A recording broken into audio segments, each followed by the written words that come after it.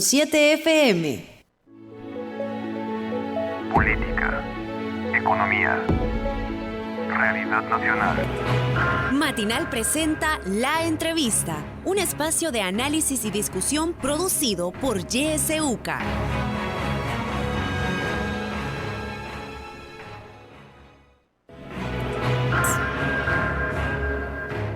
Muy buenos días, gracias por acompañarnos en el espacio de la entrevista de YSUCA. Es un gusto que nos acompañe en este periodo de vacaciones. Hoy vamos a continuar hablando sobre el régimen de excepción.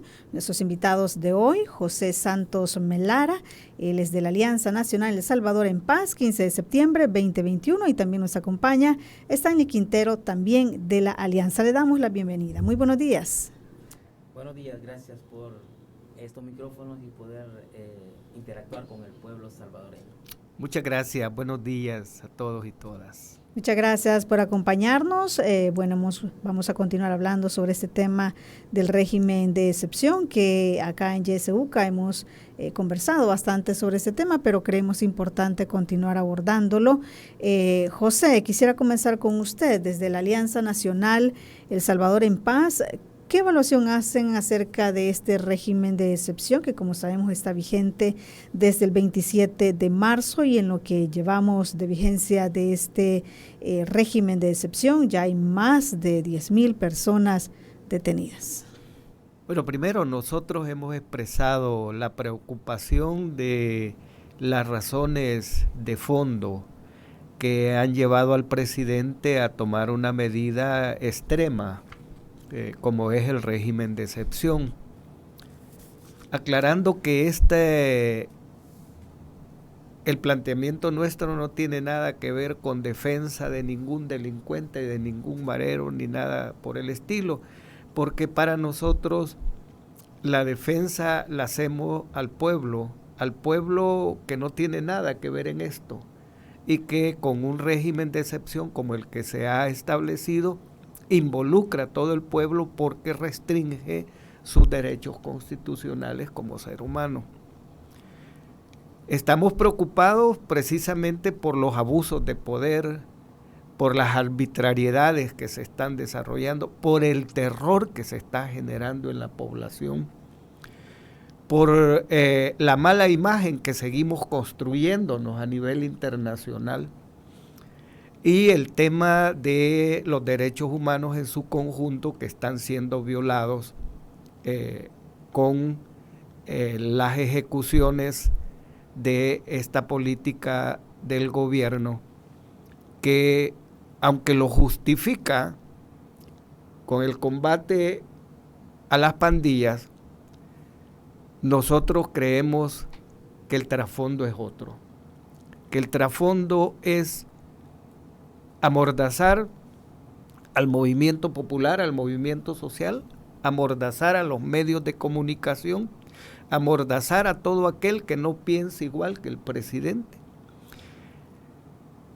y tratar de parar toda protesta, toda acción que vaya en contra o que denuncie lo que este presidente está haciendo con el país. Entonces expresamos nuestra preocupación, pero también expresamos nuestro rechazo a una medida extrema en la cual involucra a todo el país y le genera al país una sensación de incertidumbre que ya tiene consecuencias económicas y sociales. Ya hay consecuencias. Un compañero nos decía que todas las familias que se dedican al trabajo por cuenta propia han bajado todos sus niveles de ingreso porque ya no pueden salir a las 5 de la mañana de sus casas y ni tampoco pueden regresar después de las 6 de la tarde en sus casas porque no los dejan entrar y no los dejan salir en la mañana, que son las horas de mayores ventas, que es antes que se va a hacer el desayuno y después que se sale de trabajar, que cada quien pasa comprando lo que necesita para el hogar. Estos se han visto restringidos, pero también los que tienen negocios nocturnos también se han visto restringidos Y ya hay desempleos que se están generando porque no se puede funcionar los negocios de las 6 de la tarde en adelante. Yo no sé si el señor presidente está enterado de esto, ¿verdad? Y el señor presidente solo informa de las capturas, pero no informa del efecto del régimen de excepción, porque el problema es el régimen de excepción. Y entonces uno se pregunta, bueno, va a cumplir 3 años, ¿y por qué no lo hizo antes? ¿Por qué en este momento? ¿Y por qué tiene que ser para todo el país? Hay una estadística por ahí que dice de que las organizaciones de pandillas andan alrededor de 70,000 miembros, pero en el país somos 8 millones. ¿Y por qué tiene que implementarse un régimen de excepción que es focalizado a 70,000 pandilleros y que tiene que sufrir los efectos los 8 millones de salvadoreños? O sea, y la única lógica que uno encuentra es el generar miedo a la población, el parar a la oposición, el parar a los medios de comunicación comprometidos con el pueblo salvadoreño, ¿vea? Que son los que están denunciando permanentemente las cosas que no están siendo bien implementadas. Y el otro tema que tiene que ver con todo esto. El 9 de febrero, cuando el presidente había tomado posesión, hubo una toma en la Asamblea Legislativa, una toma militar. Muchos lo catalogan como un intento de golpe de Estado a la Asamblea Legislativa. Pero el pleito del presidente era el pisto para el plan de control territorial. Ese era el pleito. Necesitaba que se le aprobara $175 millones para la segunda etapa del plan de desarrollo territorial. Se le aprobaron después, se aprobaron más, total que de acuerdo a las estadísticas llega a $500 millones solo para el plan territorial. Y hemos escuchado antes del régimen de excepción alardear que el plan de control territorial ha sido todo un éxito, que han bajado los homicidios, bueno, hasta se atreven a decir que ya no hay extorsiones, ya la renta ya la gente no la paga, pues eso es mentira. Pero bueno, estaban diciendo a cada momento que el plan de desarrollo, el plan de control territorial era un éxito. Repentinamente hay un cambio, hay un viraje, y uno dice, bueno, pero ¿y entonces qué pasó con ese gran logro que se estaba teniendo? Está claro que no había tal cosa. Vea, que lo que había era otro tipo de situaciones que se desarrollaba con las pandillas para que no hubieran más homicidios. Homicidio, porque las extorsiones han seguido, los secuestros han seguido. Vea, eso no se ha parado. Vea. Y entonces uno dice, ¿y a dónde quedó la política de seguridad? Yo, si me tocara que tomar la decisión, al primero que hubiera despedido inmediatamente al director de la policía por incapaz de haber ejecutado una política de control territorial y no desquitarse con el pueblo salvadoreño.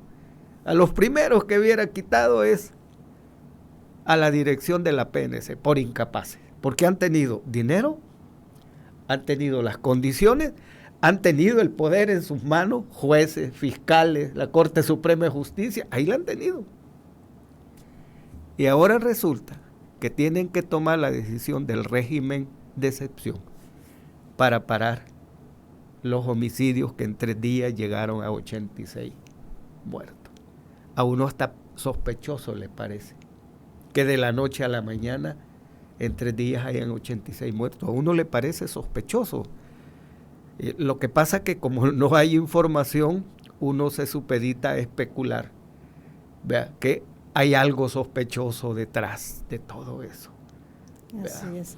Stanley, profundicemos un poco más en esto que ya mencionaba José Santos sobre los efectos que está teniendo en algunos sectores específicamente este régimen de excepción. Y ya él mencionaba cómo las personas trabajadoras informales están teniendo afectaciones. ¿Ustedes han podido monitorear y hablar con algunas personas que están sufriendo directamente estos efectos?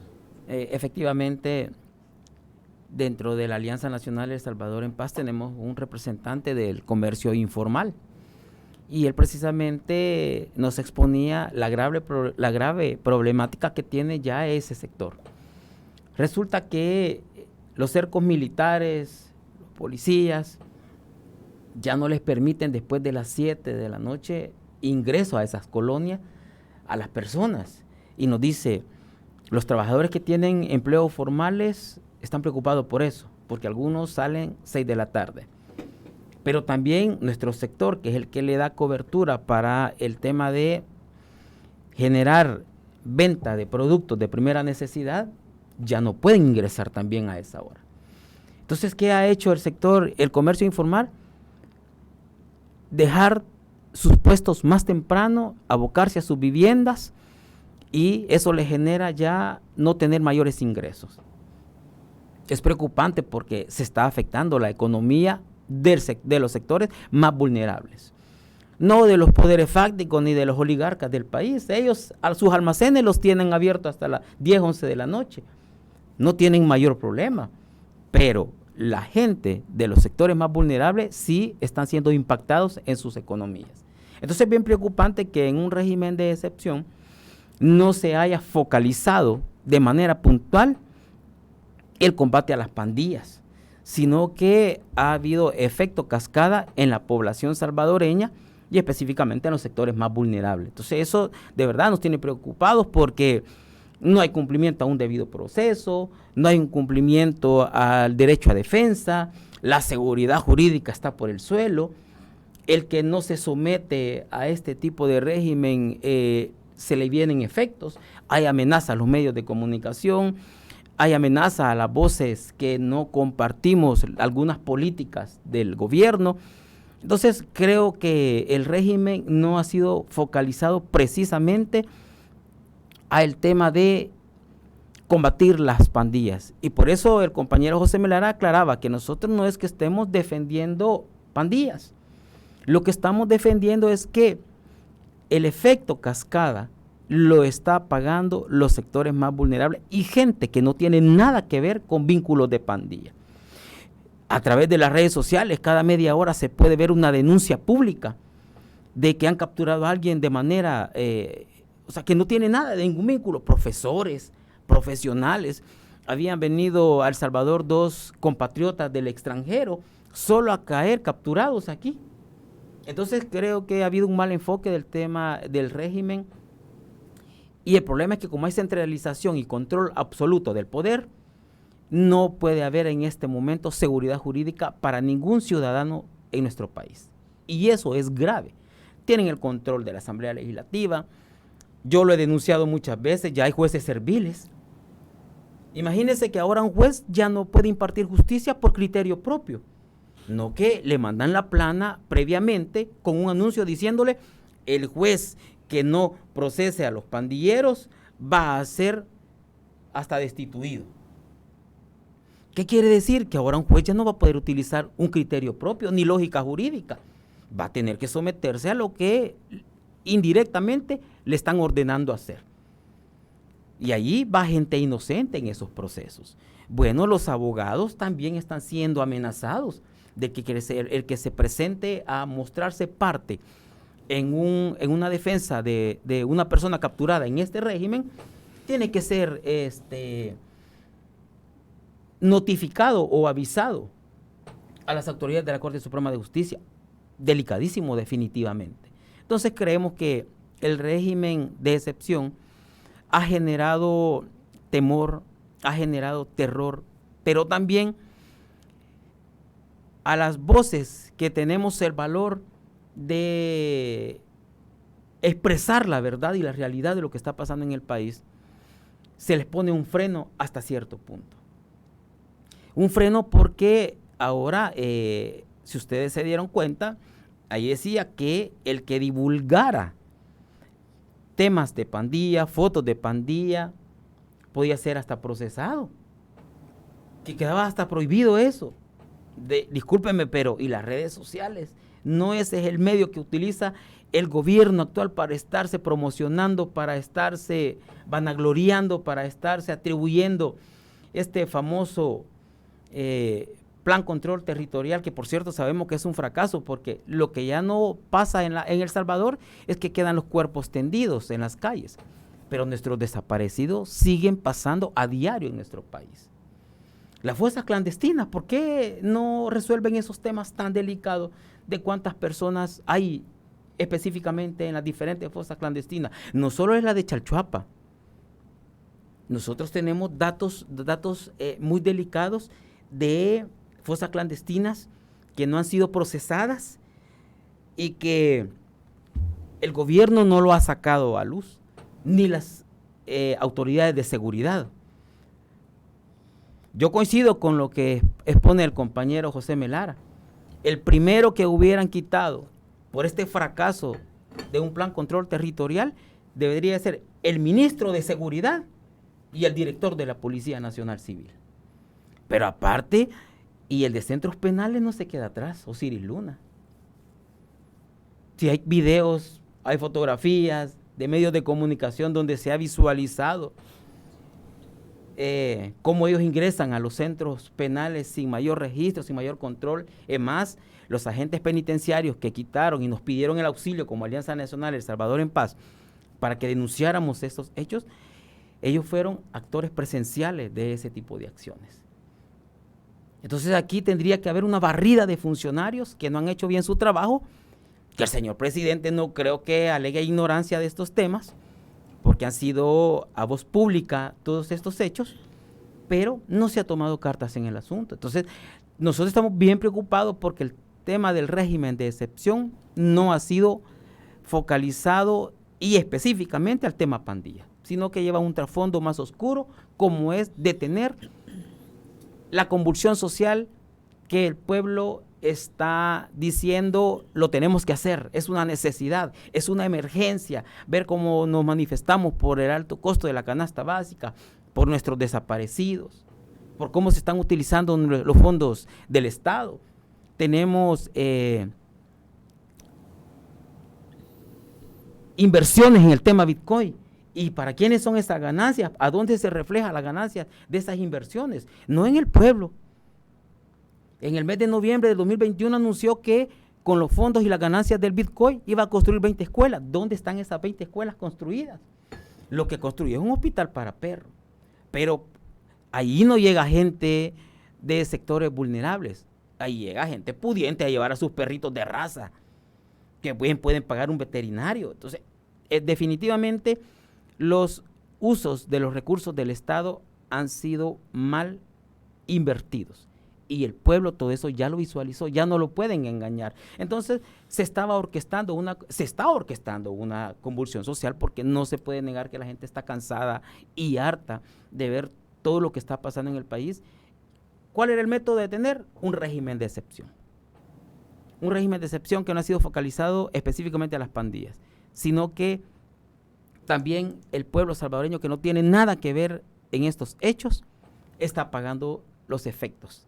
Sí. Y lo más delicado, grave vulneración a los derechos humanos en nuestro país. Sí, José, ahondemos un poco en eso también, en cuáles son estos sectores que están teniendo mayores efectos. Estamos viendo, por ejemplo, jóvenes que se los están llevando por tener un tatuaje artístico, madres también que se oponen a que se lleven a sus hijos. Es decir, las detenciones son para pues muchas personas, pero ¿cuáles son esos grupos que por hoy son más vulnerables ante esto? Primero hay que establecer que lo que se está buscando es generar terror y miedo en el pueblo. O sea, ese es el trasfondo. Y en algunos lugares lo están logrando. ¿Por qué? Porque llegan abusivamente a capturar no al que es pandillero, sino al que se les puso por delante. Es que ese es el lío. ahí hay informaciones que a uno de veras le parten el alma, como el muchacho que iba caminando, solo porque llevaba un tatuaje, llevaba $20 en la bolsa del pantalón y lo capturan porque le dicen, vos venís de cobrar la renta. Solo por los $20 y por un tatuaje pequeño en la mano.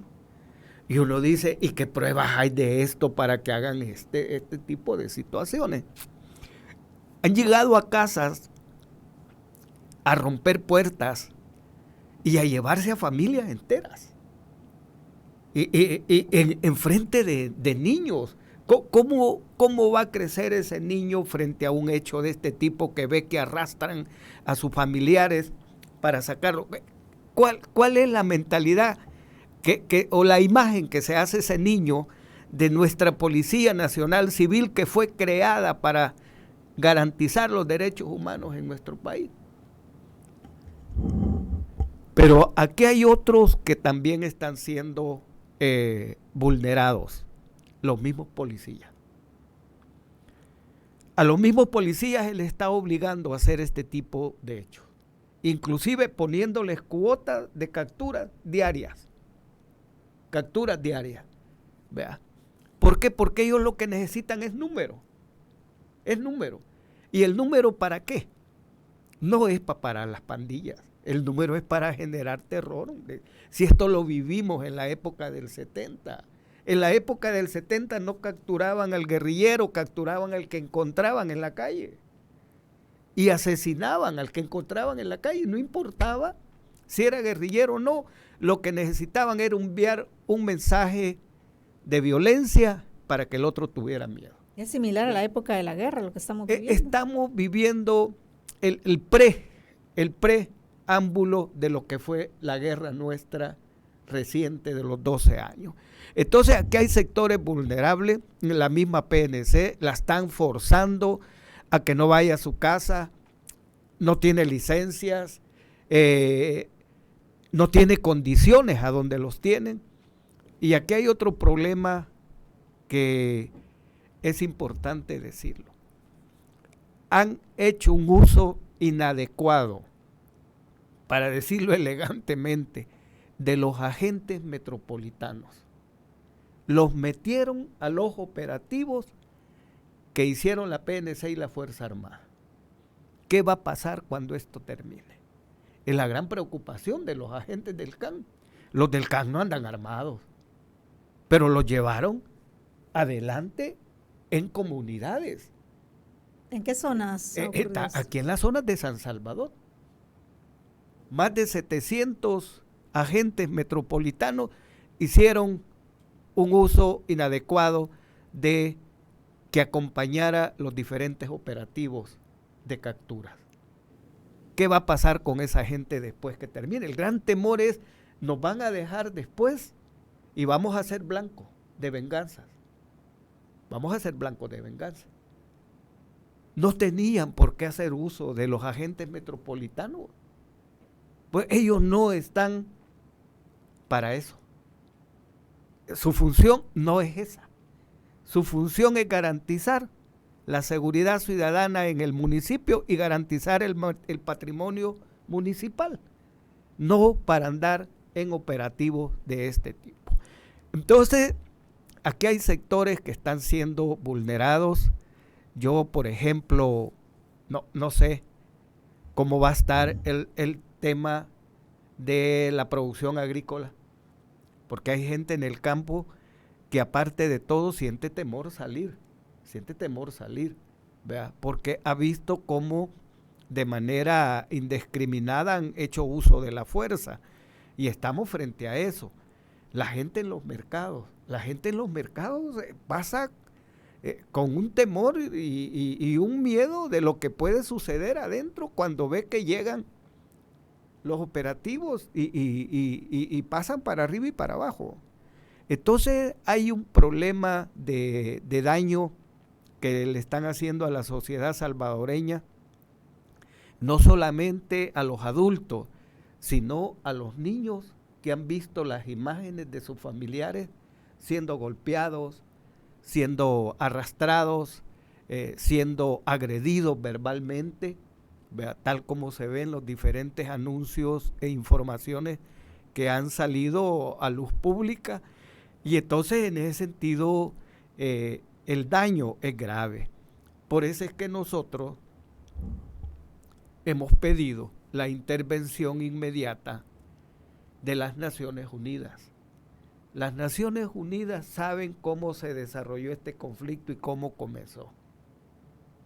Y saben, están preocupados precisamente porque como que ya se nos olvidó la historia reciente, que estamos agarrando el mismo camino, y este presidente está agarrando el mismo camino, el camino de la confrontación social, el camino de la agresión, de la represión, de amordazar los medios solo porque no piensan como él.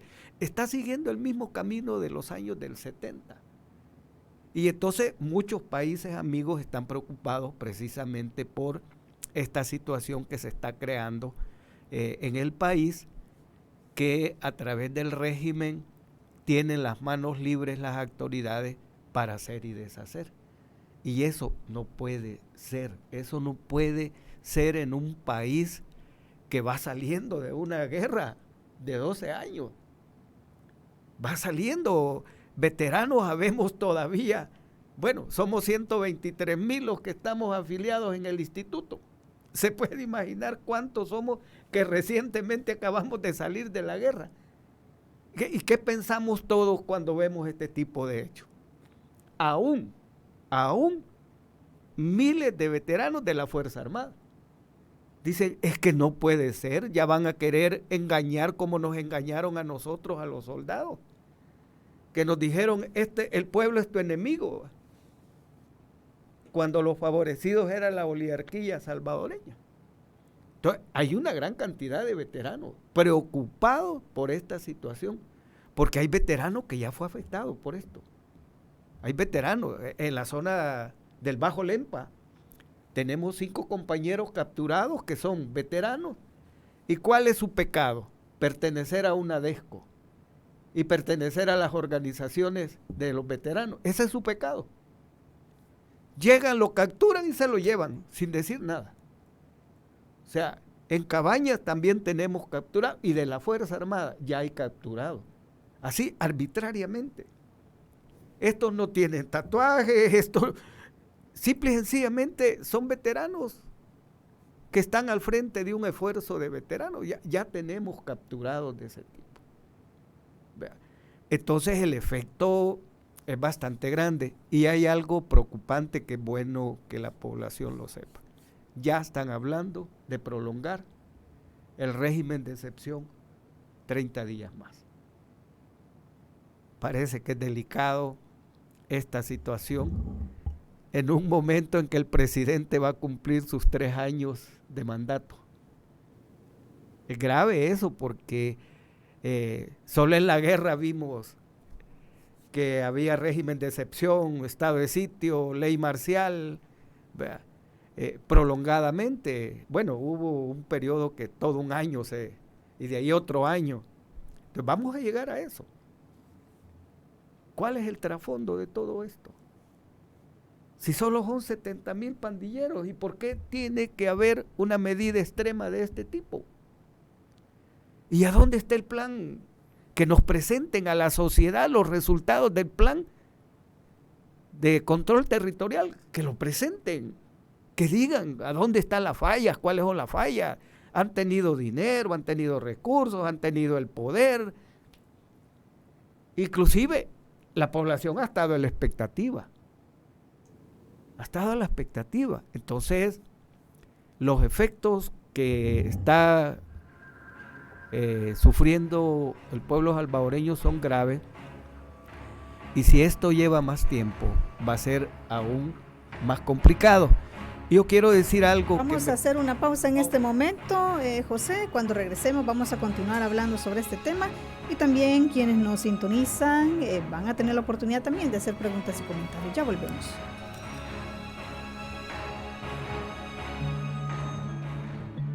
Radio YSUCA te acompaña en todo momento. Sintonizas La Voz con Vos. YSUCA, siempre con vos.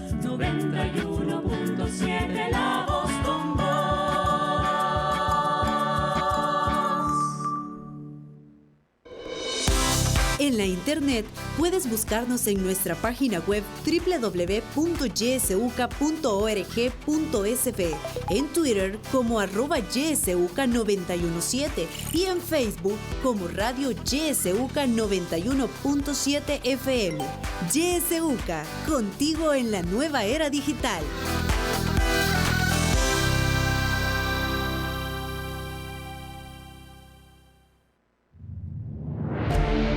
Sintoniza Radio YSUCA en el 91.7 del FM. La voz con vos.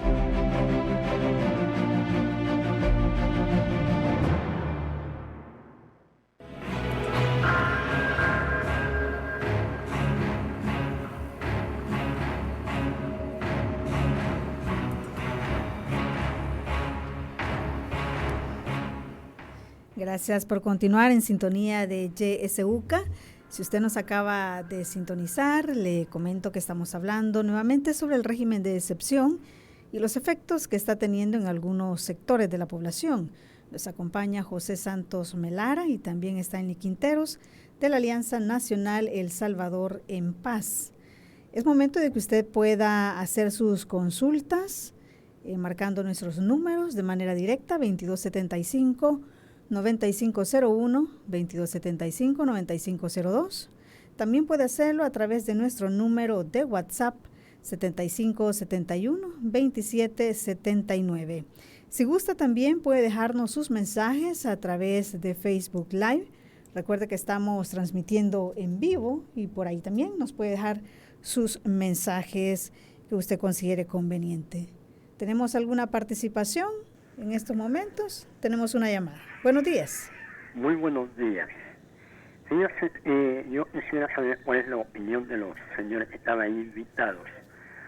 En las redes sociales ya se está invitando para el 1 de mayo a la conmemoración del Día del Trabajo. El problema que yo veo con este señor que está en la presidencia, todo el que opina contra él es enemigo y él lo clasifica como terrorista. ¿Cuál es la posición de ellos? En el sentido de que si el pueblo sale a manifestarse el 1 de mayo, yo tengo el temor de que él utilice la policía, el ejército, y saquen los camiones y hoy a todo el que vaya a la manifestación lo vayan subiendo al camión diciendo que es terrorista.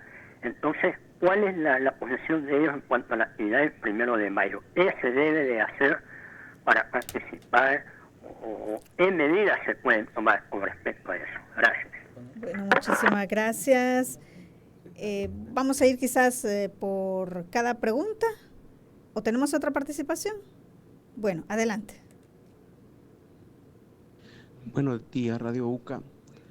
Saludos a sus invitados. Yo considero que detrás de las muertes, de los asesinatos que hubieron a finales de marzo, quien estaba detrás es el mismo presidente. Para mí es el mismo presidente el que generó todos esos asesinatos para justificar posteriormente el régimen de excepción, ¿verdad? Yo me pregunto por qué hay personas que viviendo en zonas vulnerables, en colonias vulnerables, unas están de acuerdo con este régimen de excepción. Porque veo bien que lo haga gente que vive en colonias pudientes, ¿verdad? Donde no están señalados como zonas rojas.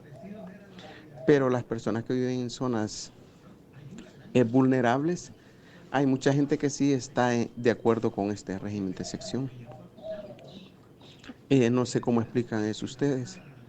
Y bueno, los agentes del CAN sí los han involucrado, pero muchos agentes del CAN son violadores también de derechos humanos. Yo los he visto en el centro histórico cuando a veces abuelitos lo golpean por gusto. Bueno, muchísimas gracias. Tenemos un mensaje que nos llega por Facebook. Dice, lamentablemente, el pueblo que olvida su historia puede volver a repetirlo y estamos sufriendo otra guerra y esta es peor que la de los años 80. Tenemos otra llamada. Buenos días. Buenos días. ¿Le escuchamos? ¿Aló? Sí, le escuchamos. Adelante. Sí. ¿Quisiera opinar? Sí, adelante. Yo estaba... ¿Aló? ¿Le escuchamos? Sí, yo quisiera opinar. yo estaba viendo que los señores que están hablando ahí, veteranos de que son, yo de veterano también, todo lo que están diciendo es mentira. Todo el mundo está contento con lo que el gobierno ha hecho. ¿Qué me dicen ustedes si hubieran seguido esos criminales asesinando al pueblo? Porque no hablan de las víctimas, ¿verdad? De eso no hablan, de los derechos de las víctimas. Estuviéramos con una tonelada de muertos, con unos criminales que son el producto del frente y arena, de las bandas más criminales que hicieron el país, con una guerra negociada.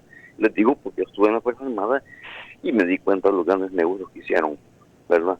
Una guerra que no tuvo que ser guerra, no tuvieron la opción de mentalidad, de buscar la forma de solucionar el problema de otra forma, no que usaron la fuerza brutal, y es el producto que tenemos ahorita. Las pandillas, hijos de los guerrilleros de esa época. Muy buenos días. Bueno, gracias por participar. Voy a dar lectura a otro mensaje. Dice: el problema de la violencia es que el Estado no lo asume como tal y hoy se vuelve a estigmatizar a las comunidades pobres como siempre. Voy a darle... ¿Tenemos otra participación en este momento? ¿Sí? Adelante. Buenos días. Buenos días, Imelda. Buenos días a los dos invitados. Soy Carlos Cáliz y estoy aquí en Santo Tomás. Sucede que todas las guerras, todas las masacres han sido para proteger a las oligarquías y a los capitalistas explotadoras desde que se funda la República. Esto no ha terminado. ¿Por qué no de la San Benito para arriba han hecho ese montón de cateos? Ahí está la gente que ha propiciado esta debacle que tenemos, porque a base de la miseria con que se nos ha mantenido, la gente ha tenido que rebalsar y salir y valerse de lo último, que es delinquir para poder sobrevivir. Sin embargo, a ellos hay que matarlos. Por eso, solo las zonas marginales, dígase colonias de estas que han construido los mismos oligarcas, y ahí los van a matar, a sacar y todo. No estoy en contra de que lo hagan, ni estoy a favor de nadie. Estoy diciendo que el Estado primero ha provocado la desgracia de mantener empobrecido a un pueblo trabajador, y ahora siempre para matarlo hay que seguir protegiendo a los oligarcas, porque ellos están tranquilos, felices, encareciendo todo, los supermercados, todo el mundo. ¿Por qué no hacen una encuesta y buscan estos que están allí, los que traen por fardos, por avión, por barco, grandes cantidades de droga? A ellos no, pero hay que darle riata a los que la están vendiendo. Una forma sinvergüenza y horrorosamente inútil de gobernar desde todos los gobiernos. Y también, yo soy un hombre de izquierda, ustedes lo saben, muy de izquierda. Yo desde 14 años soy de este lado. El Frente nos debe tanta muerte al haberse apartado del objetivo que nos llevó a estar 12 años de guerra, que no estuvo todo en vano, pero falló mucho. Buenos días. Bueno, muchísimas gracias. Una llamada más. Buenos días. Buenos días. ¿Aló? Sí, adelante. Buenos días, licenciada. Es importante hablar de los derechos humanos y de esta ley absurda que ha puesto este presidente. No creo que estos servidores públicos, porque él es un servidor público que está ganando los impuestos que nosotros aportamos y tiene que servir al pueblo y no tiene que servirse a sí mismo, no sepa el origen, que la gente quería poner un joven y ahí está, nos ha salido más vivos que los otros. Fíjese que ella, de dónde viene toda esta, dónde viene esta, digamos, la violencia, de dónde viene la irrupción de la paz, de dónde viene las maras. Estos ya saben que hay que abolir la corrupción. Ellos se llevan la mayor parte para invertirla a las zonas marginales, a las zonas donde hay una extrema pobreza.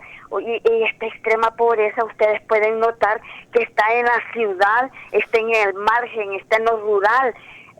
Imagínense, ya saben la canasta básica hasta dónde ha llegado el 80% de cara. ¿Cómo va a ser uno teniendo paz si no hay agua? Mire, licenciada, hoy no nos vino el agua. Yo me he quejado de que nos viene a las 4. Hoy no nos vino. ¿Cómo va a ser feliz esa gente que no tiene agua? ¿Cómo va a ser feliz esa gente que no tiene casa? Que en la calle la tiran la gente que van a hacer unos apartamentos más caros. Entonces estos ya saben, pero siguen robando y más de la cuenta, porque que tenemos nos roba hasta el presupuesto. Lo último que le quiero decir, que me siento bien feliz de oír a la presidenta de Honduras. Mire, ayer dijo, será el presupuesto más elevado el de educación, el de salud, el de la agricultura. Ese es lo que queremos nosotros, no un presidente dictador como el que tenemos. Muchas gracias y feliz día. Bueno, feliz día para usted también. Gracias por todas las participaciones. Doy paso entonces para que puedan dar respuesta a algunas preguntas puntuales que hacían y también bastantes comentarios. Stanley. Vamos a comenzar con la primera pregunta sobre la marcha del 1 de mayo. En primer lugar, no podemos dejar a un lado la gesta histórica de nuestros mártires de Chicago. Y por un gobierno que no está de acuerdo en que nos manifestemos, nos expresemos, nosotros no vamos a parar. Y siempre lo hemos dicho, este es un momento histórico de hombres y mujeres valientes que estén dispuestos a defender nuestra democracia, nuestro Estado de Derecho, nuestras libertades, nuestros derechos humanos. Por eso nosotros, como Alianza Nacional El Salvador en Paz, ya hicimos la convocatoria a la marcha del 1 de mayo. Y no nos vamos a detener. Con respecto a lo que dice el radio escucha de que van a montar posiblemente a los militares, si es que esto ya se vino dando en las diferentes marchas y protestas que han habido. Ponen retenes, ponen militares, no detienen gente, las regresan, decomisan llaves, los amenazan que los van a meter presos. Pero hay que ser bien claro, si el régimen de excepción es para los pandilleros, no tiene por qué el gobierno salvadoreño detener a los trabajadores que ese día vamos a conmemorar el Día Internacional del Trabajo. Los medios de comunicación y los países amigos sé que van a estar pendientes de la situación que va a pasar en El Salvador si hay represión a la marcha del 1 de mayo. Es que ese no es una marcha del Salvador, esa es una marcha internacional, es una conmemoración internacional. Por lo tanto, no tenemos por qué temer salir a marchar el 1 de mayo y desde ya, aprovecho los micrófonos, nuestro punto de concentración va a ser sobre la 29 calle Poniente y 25 avenida Norte, específicamente frente al Hospital Blum, 8 de la mañana, y después nos desplazamos a la Plaza Cívica. Y esperamos que todos los sectores que han sido vulnerados, afectados, ese día se armen de valentía y nuevamente nos tomemos las calles y conmemoremos la gesta histórica de los mártires de Chicago, pero también las diferentes problemáticas que aquejan en nuestro país. Y mire, para fundamentar en qué está focalizado el régimen de excepción, se han escuchado que han detenido a los hijos de los pudientes que están tatuados desde la mente hasta los últimos dedos de los pies. No han sido detenidos. Y han detenido a mucha gente con tatuajes artesanales.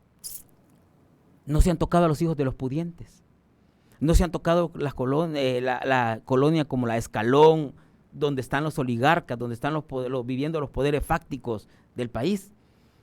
Se han ido a las zonas marginales, a los sectores más vulnerables. No hemos visto una captura ilegal de parte del gobierno hacia hijos de empresarios que están tatuados y que ellos bueno, es más, si usted se ha dado cuenta, el régimen de excepción ha andado en los bares, en los centros nocturnos, a buen salvadoreño en los chupaderos, pero del centro de San Salvador. Mire, se han ido a la San Benito, a la zona rosa. No, ahí no han ido. ¿Por qué? Porque los poderes económicos y fácticos del país nunca son tocados por los diferentes gobiernos y este no es la excepción. Le cedo la palabra, José. Sí, quiero referirme un poco al caballero que habló sobre que la guerra fue farsa y que fue una guerra que no debió haber existido. Es cierto, por lo menos desde los combatientes del FMLN nunca aceptamos que esa guerra fuera la última necesidad para resolver los problemas. La situación es que la oligarquía de ese momento obligó, en base a un pacto con la Fuerza Armada, a enfrentar a todos aquellos que queríamos un Salvador diferente, un El Salvador en paz, un El Salvador con justicia social, un El Salvador donde hubieran espacios políticos para poder desarrollar nuestra propia democracia. Al no lograrse esta parte, el pueblo se vio obligado a armarse y a poder enfrentar esta situación. Este es el discurso del presidente, el que acabamos de escuchar, ¿verdad? De que la guerra no existió, que fue una farsa, que la negociación fue un negocio entre dos partidos. Pero me parece que debe de tener un poco de respeto, si él es de la Fuerza Armada, a los caídos de la Fuerza Armada. La Fuerza Armada tuvo una cantidad de muertos impresionante que nunca dieron los números de cuántos fallecieron. Nunca. Debería de tener respeto si él es de la Fuerza Armada. Vea, porque ahí hay caídos, ahí hay familiares de caídos, vea, que todavía lloran a sus muertos y que todavía siguen diciendo que no debió haber habido una guerra y que la cúpula de la Fuerza Armada, en un pacto con la oligarquía, empujó a nuestros propios hermanos a que nos enfrentáramos. Entonces no es cierto que la guerra fue un negocio y que no sirvió para nada. No es cierto. En este país, después del 92, la situación del país cambió. Y empezamos a construir una democracia que nos permitió 30 años vivir con una relativa estabilidad, con una relativa paz, construyendo la democracia, el Estado de Derecho, el respeto a la Constitución de la República. Situaciones que este presidente las ha votado desde que llegó. Entonces, creo que el caballero debe de leer un poco mejor la historia. Vea, ¿tiene derecho a opinar? Sí, tiene derecho. Es su visión, vea, de los hechos. El otro tema, reforzando lo que decía Stanley, vamos a marchar. Vamos a marchar y quiero decirle al señor presidente y a sus autoridades que si piensa reprimir al pueblo, debe de pensarlo muy bien. Debe de pensarlo muy bien. No lo estoy amenazando, pero cuando uno revisa la historia, ¿qué fue lo que provocó el conflicto? Fue la represión de Estado que se desarrolló en la época del 70. Fue la represión institucionalizada por los militares de aquel momento. Vea. Y que reprimir al pueblo significa cerrar el único espacio de protesta, de expresión del pueblo ante las cosas, ante las situaciones que al pueblo le parece que son incorrectas. Y tenemos derecho a pensar que en este país se ha roto la democracia. El presidente se ha autorrecetado volver a reelegirse, situación que en la Constitución de la República eso no es posible. Ha roto el juego de los poderes, los pesos y contrapesos. Ahora él solo decide por los tres poderes del Estado. Es él el que está rompiendo esta situación que nos parece. Y muchos, miles del pueblo, nos parece que nos está llevando al pasado. Él ha querido borrar la historia reciente. ¿Para qué? Para mejorar, para ser mejores, no para regresar al pasado. Todo apunta que nos está llevando a eso por los niveles de destrucción de lo poco que hemos avanzado en nuestro Estado en temas constitucionales, en temas de derechos, en temas de democracia, en temas de justicia social, debería de estar preocupado por eso. Ya las estadísticas de la pobreza y las desigualdades sociales, con solo leer eso se da cuenta uno que el país está retrocediendo. Sí. La pobreza ha aumentado, la desigualdad social se ha abierto de nuevo. Situaciones que estábamos corrigiendo en el camino, pero hoy empezamos de nuevo a abrirla. Y entonces uno se pregunta, ¿y qué va a hacer el presidente para esto? Si es que gobernar el país no es solo combatir las pandillas. El problema es la pobreza, el problema es la educación, el problema es la salud. Y no la salud de los perros, sino la salud de la población. Tenemos enfrente ya un grave problema que sería bueno abordarlo con las disculpas y el perdón, el tema de la producción agrícola que se nos viene encima. Estamos frente a una crisis en camino porque los productos de insumos agrícolas se ha elevado en un 150%. ¿Quién va a poder cultivar con esos precios? ¿Quién? Y yo le pregunto al señor presidente, ¿cuántos paquetes agrícolas va a repartir este año para incentivar la producción agrícola? Si no, vamos a estar de aquí en agosto, septiembre, en una crisis de productos agrícolas, especialmente maíz, frijol, arroz, grave. Muy grave, porque no va a haber producción para el autoconsumo, mucho menos para poder vender. Esos son los graves problemas que debería de estar informándole al pueblo el presidente qué va a hacer, porque hay otros problemas más graves también, no solamente el tema de las pandillas, y que nos parece equivocado de cómo lo ha estado enfrentando. Tenemos un audio más, vamos a escucharlo. Buenos días, licenciada e invitados. Estamos en una situación realmente bien difícil en que todos pensamos que tanto sacrificio no sirvió para nada porque no valoramos lo que se había conseguido a través de tanta sangre inocente y volvemos a vivir la misma historia.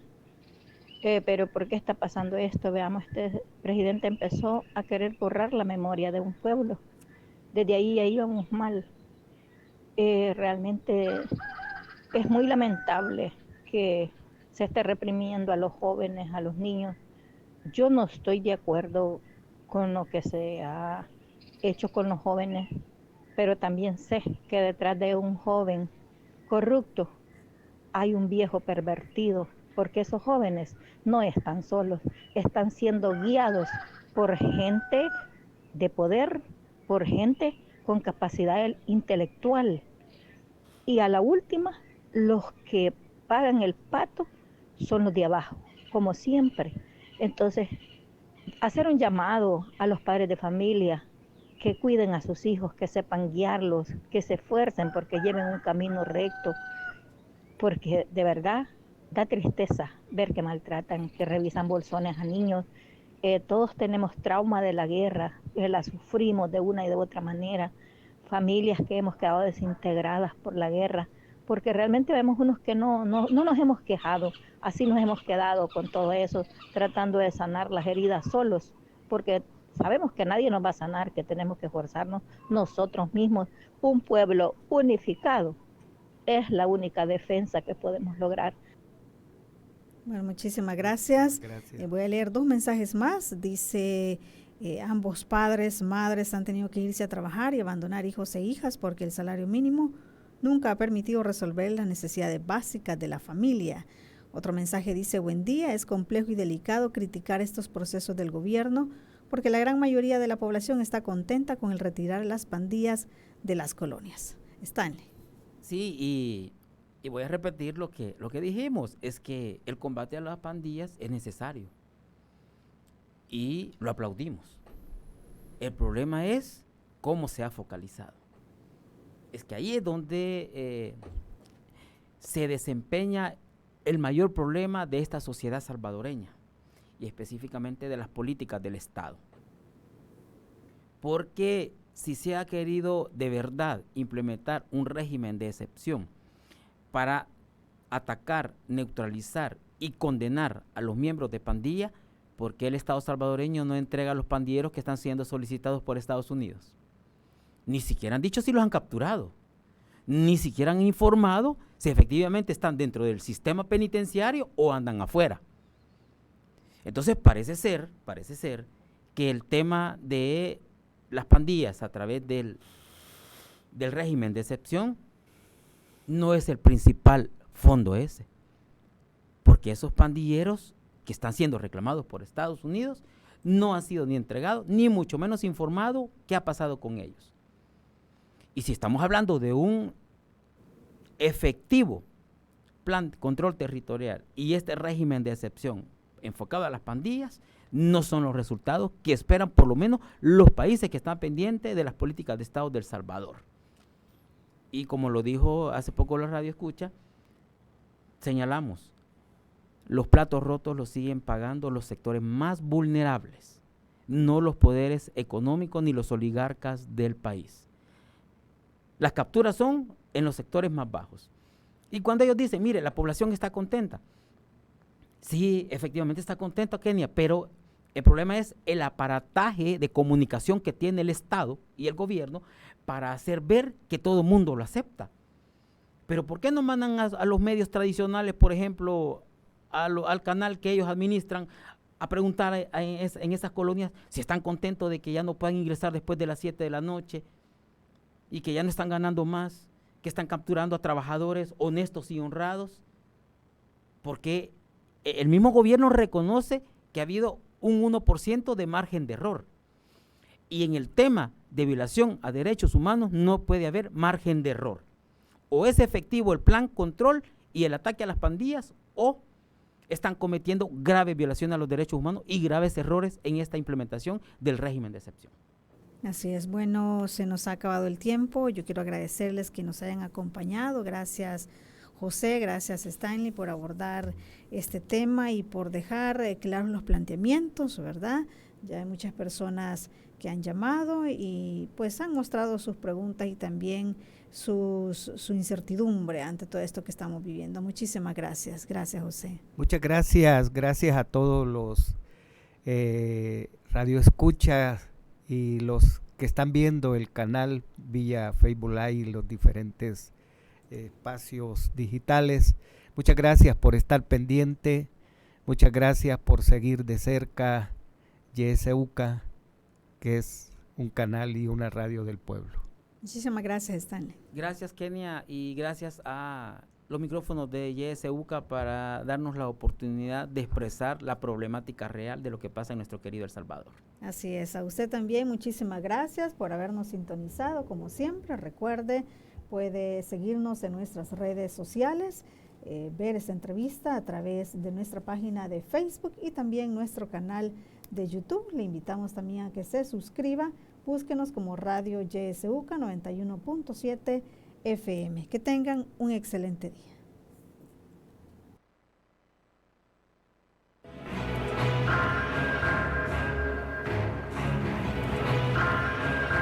Esta fue la entrevista en la matinal. Te invitamos a que no te pierdas nuestra próxima emisión.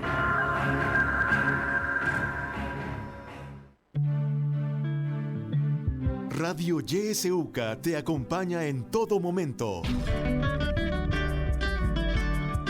Sintonizas